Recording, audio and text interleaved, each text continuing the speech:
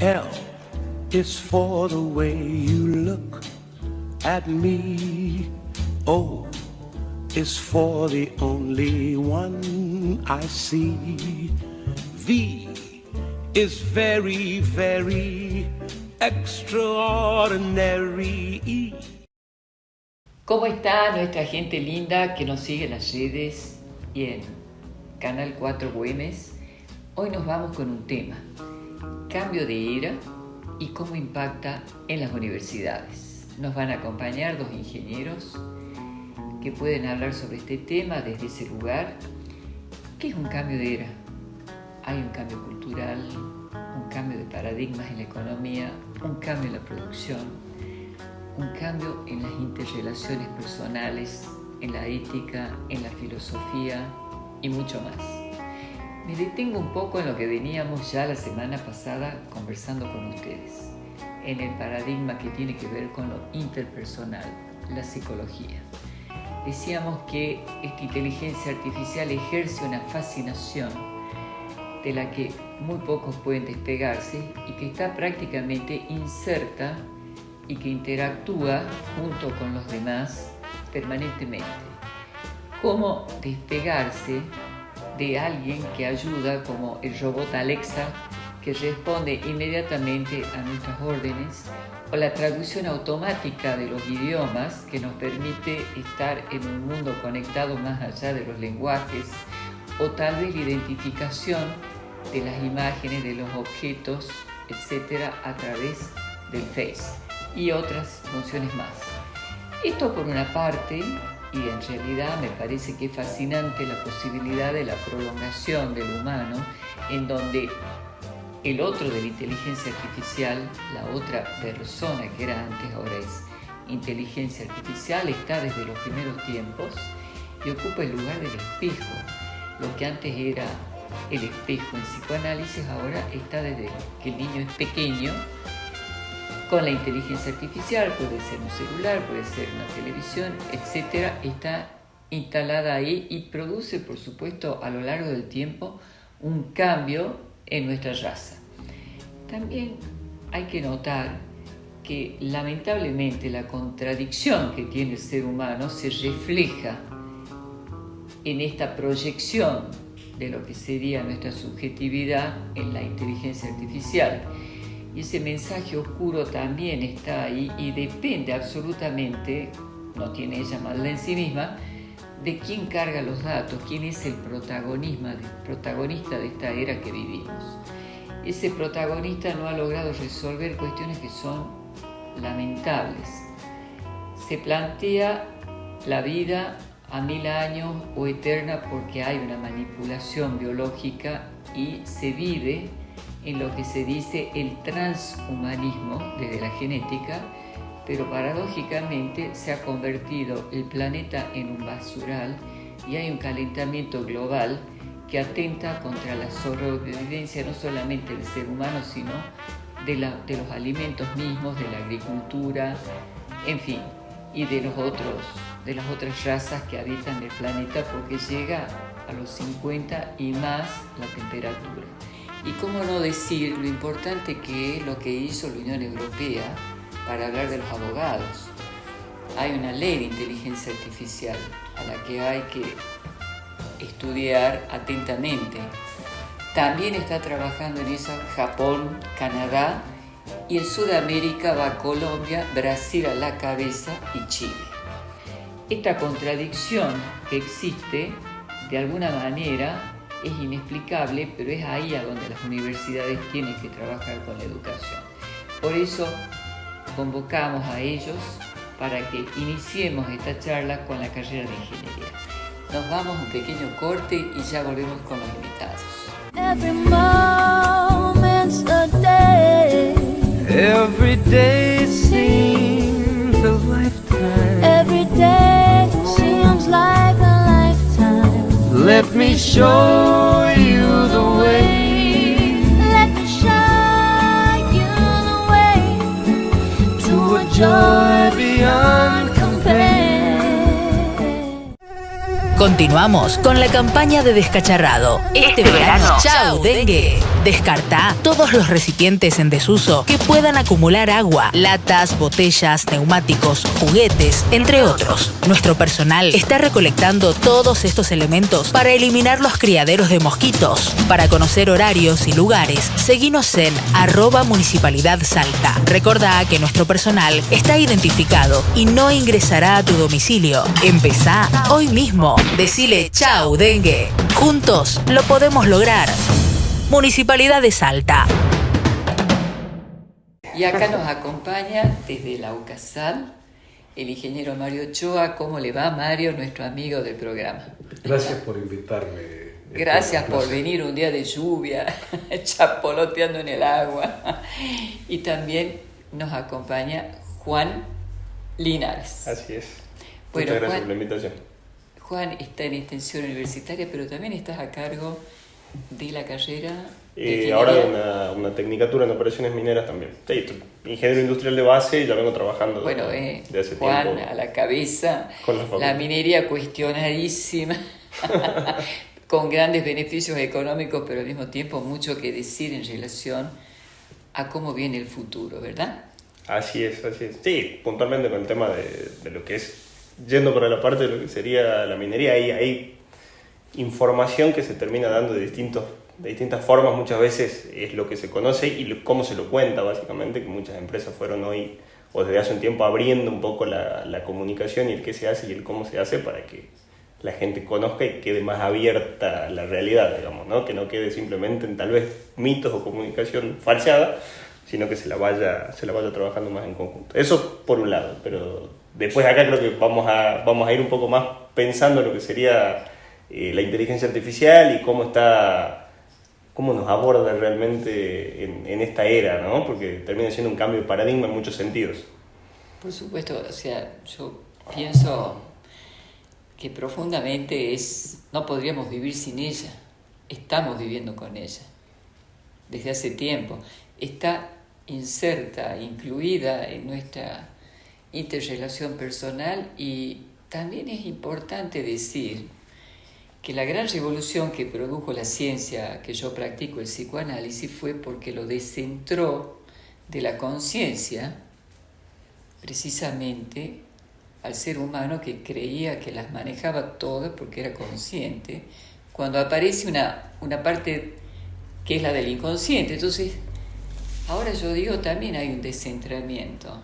Dejó de ser esta raza a la que conocemos y atravesamos por lo que ya conocemos como el transhumanismo, más allá de lo que está definido como lo humano, esta manipulación genética que de pronto te promete una vida milenaria, pero paradójicamente en un planeta que no aguanta más, meteorológicamente hablando. O sea, cómo lidiar con todo esto, y por eso los convoco a ustedes, universidades, porque aquí la que salva siempre es la educación.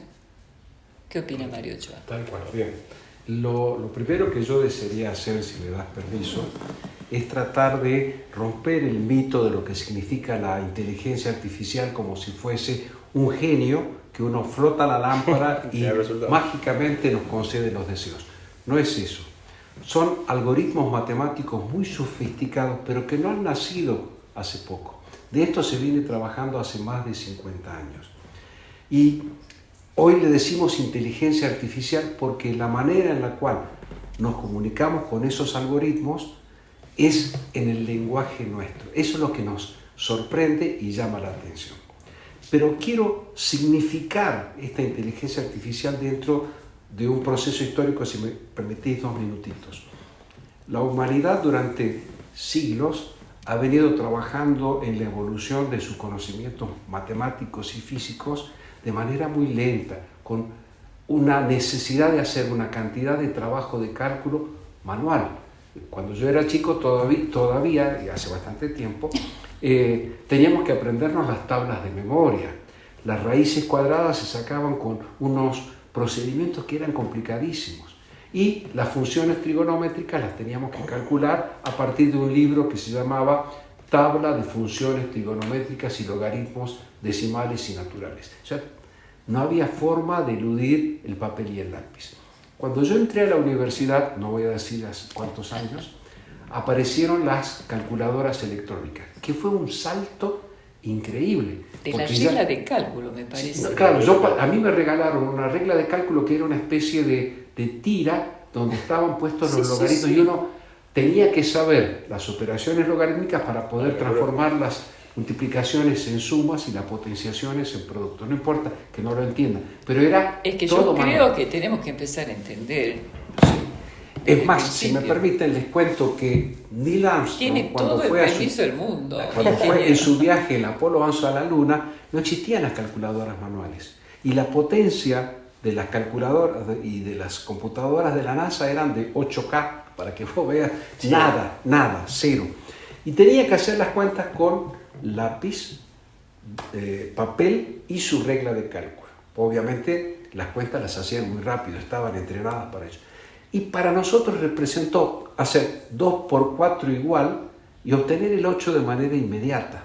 No teníamos que aprendernos las tablas. Y por eso nuestros chicos han perdido esa costumbre del uso de la memoria. Siguiente salto. Aparece en la vida de los profesionales las famosas computadoras de las casas, las home computers, las computadoras personales. Eso significó que todo ese poder de cálculo y trabajo me permitían estar en mi casa. Otro salto de 10 metros, un salto olímpico increíble. No con eso, y yo estoy diciendo cosas que ni nos imaginábamos cuando éramos chicos, que era ciencia ficción, aparecen los teléfonos celulares. Eso fue. El teléfono celular hoy es cualquier cosa menos un teléfono, porque no lo usamos para hablar. Lo usamos para mandarnos mensajes, para sacar fotografías, hacer videos, hacer investigación, jugar.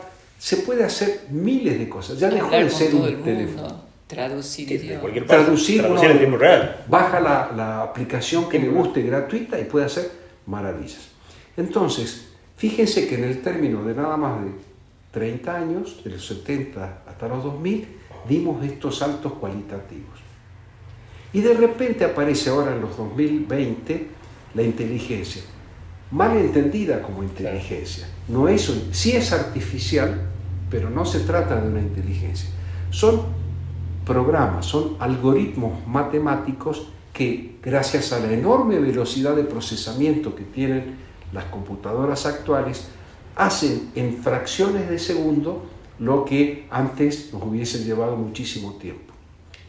Y el otro salto, al cual no hice referencia y tal vez el más importante de todos, es la aparición de la Internet. De repente empezamos a tener al alcance de la mano conocimientos que ni nos hubiéramos imaginado jamás. Imágenes, textos, noticias, videos, a un clic de distancia.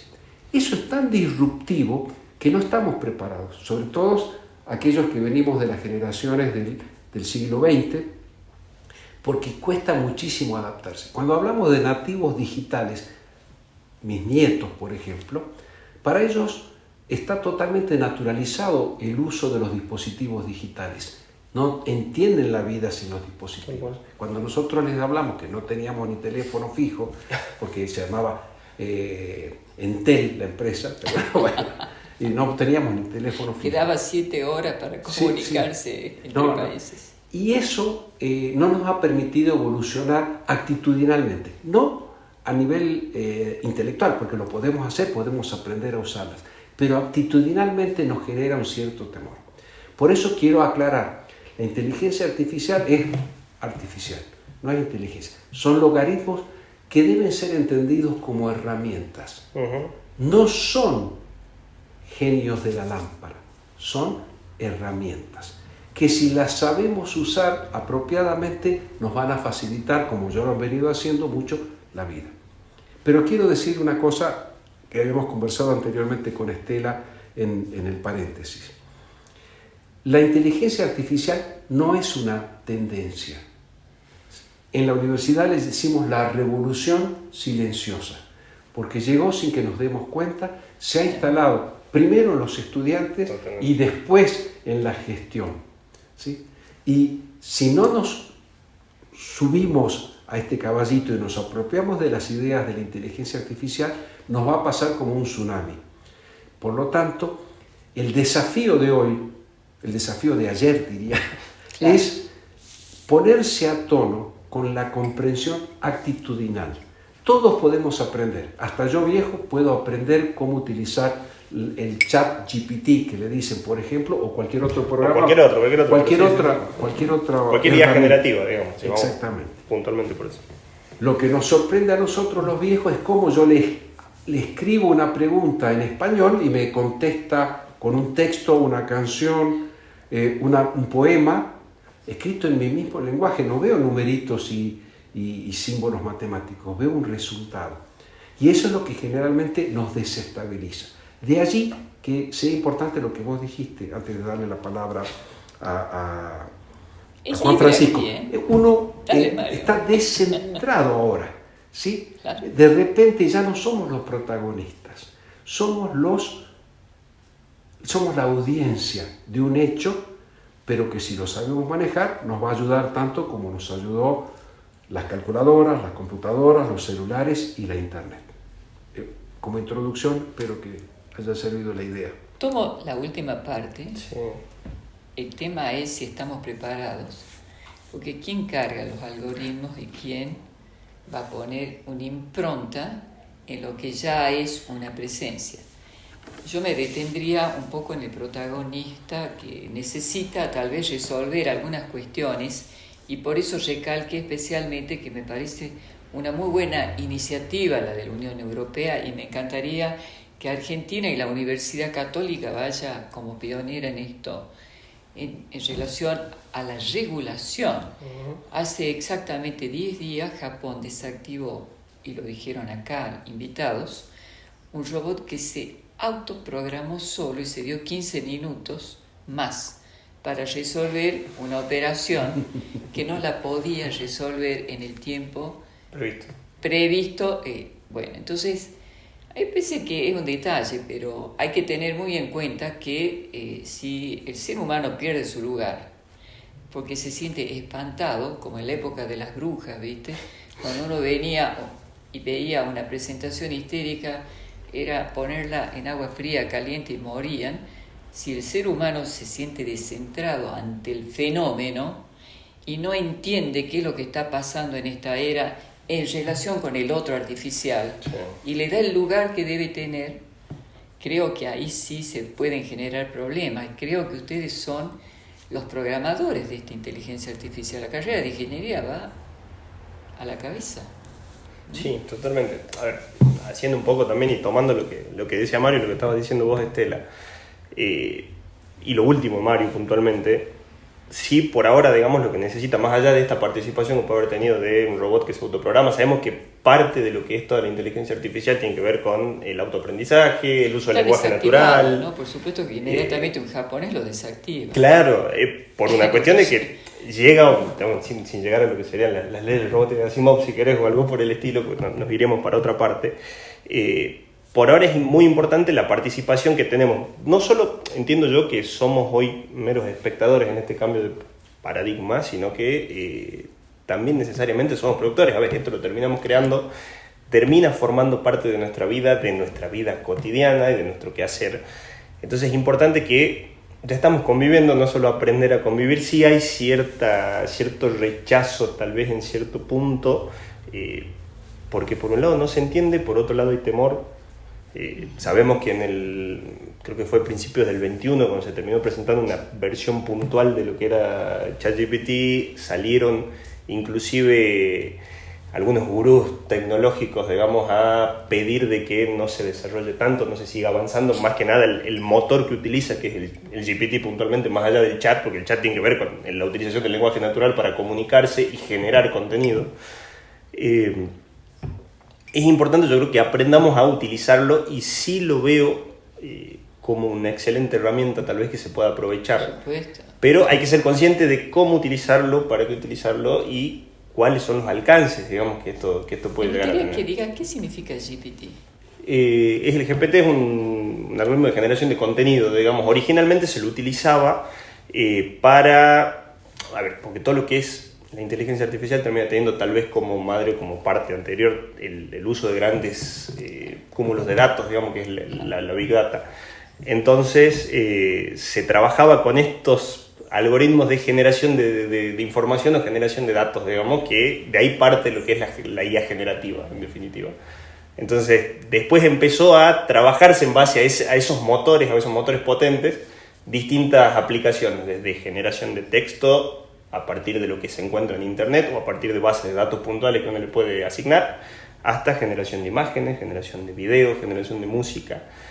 Hoy es bastante divertido tal vez todo lo que se puede hacer. Es muy útil, pero también siempre llega al punto de decir qué tanto confías en esa información que se genera. ¿Le preguntas? Porque ese es otro, y con Mario lo hemos conversado en algún momento, porque se le pregunta, el tema es que como termina, el resultado que termina dando es la mejor probabilidad de generación de información en base a los datos, porque termina siendo una red estadística, digamos, que termina haciendo cálculos para darte la mejor probabilidad de esa respuesta. Si no llega a la mejor, te va a dar la siguiente, y si no es exacta, te va a dar una respuesta de alguna manera. Entonces después ahí depende un poco de uno que lo utilice con cierto criterio. No está preparado para generar la mentir. información. No está preparado para crear, pero tampoco para mentir. Interesante. Te crea información, Te porque te crea la información. No sé si te pasó en algún momento, buscaste algún perfil puntual de alguien que conoces y te da un perfil. Ahora, ese perfil es verídico, hay que revisarlo porque genera información. Y también si uno le pregunta cuál es tu fuente bibliográfica, a veces no miente, dice la verdad. Algo que... O te inventa algo también, ¿no? Porque tiene de los dos. Yo he probado, he hecho pruebas personales, digamos, con algunas cuestiones y te genera enlaces y te genera cuestiones que después no es cierto. Muy importante este tema, que lo advirtió Mario recién, en esta cuestión de convertir un algoritmo en lenguaje.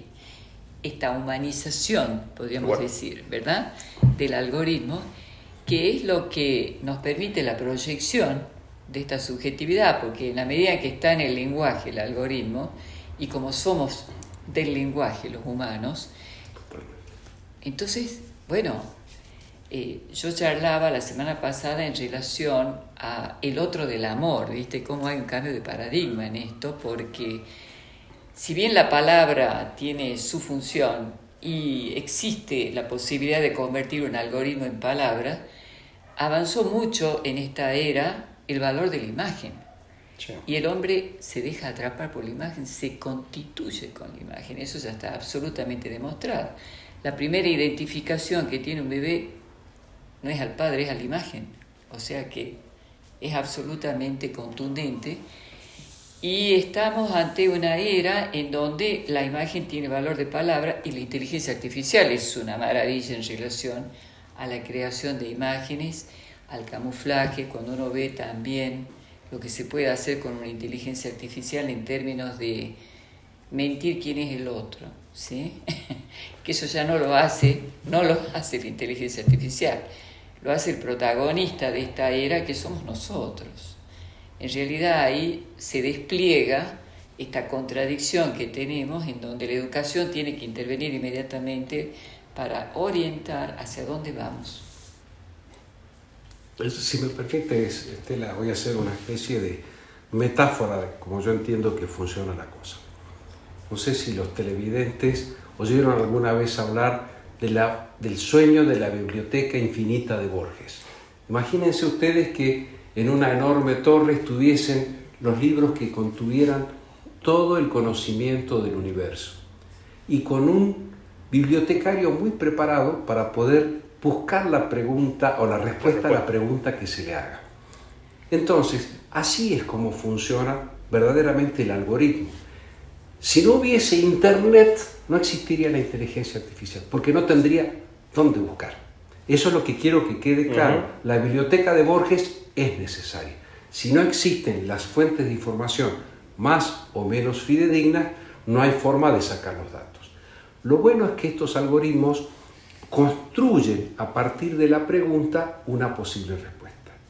La clave está en la pregunta.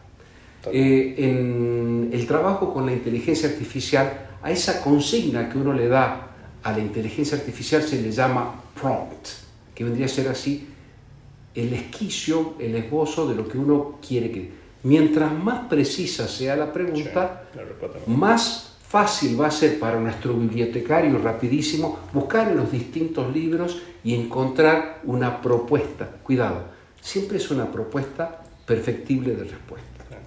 Si yo agarro ChatGPT 4, el pagado, y le digo, Ahí te lo doy. escribime un ensayo sobre la filosofía aristotélica, y no le digo más nada, me puede escribir 10, 5 hojas, le puedo decir que tenga nada más que 4 páginas, me puede escribir algo. Ahora, ¿qué es lo que hace? Y buscó a Aristóteles por todos lados y juntó y dijo, a ver, ¿qué es lo que más se puede arrimar a la pregunta que hizo?